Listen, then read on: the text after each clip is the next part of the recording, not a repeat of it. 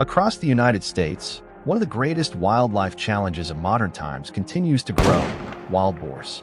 These animals, also called feral hogs, have transformed from scattered populations into a nationwide crisis. Their intelligence, aggression, and adaptability make them almost impossible to ignore, and the costs of their presence are now measured in billions of dollars. Perhaps the most alarming aspect of the wild boar problem is their reproduction.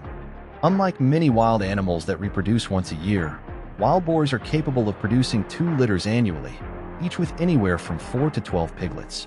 Even more concerning, those piglets reach breeding age in as little as 6 months. This creates a snowball effect where small groups can multiply into large, destructive populations in a very short period of time. Wildlife biologists often call it exponential growth in action, a biological wildfire that spreads faster than most control measures can keep up with. This rapid population growth translates directly into agricultural losses. Farmers face the brunt of the problem as fields of corn, soybeans, peanuts, wheat, and rice are destroyed overnight. Unlike typical pests that come and go with the seasons, wild boars destroy crops year-round. They dig up soil while rooting for food, trample young plants, and damage irrigation systems.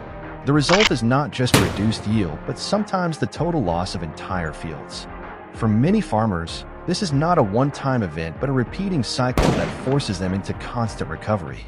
The U.S. government has estimated over $2.5 billion in damages every year caused by wild boars. This staggering figure covers crop loss, infrastructure damage, disease control, and the cost of wildlife management programs.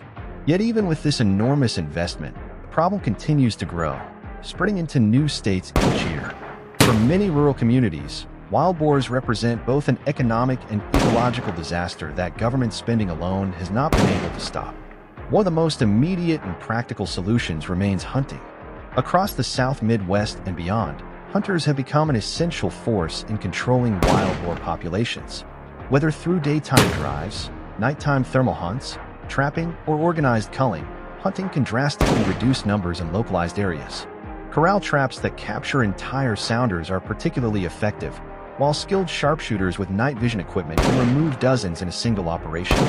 Hunting not only protects farmland, but also provides a direct way for communities to take part in managing the crisis.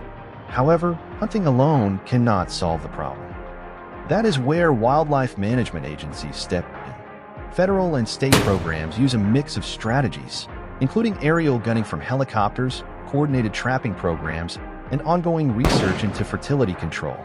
Scientists are exploring immunocontraceptives and sterilization techniques as possible long-term solutions, though these remain in experimental stages.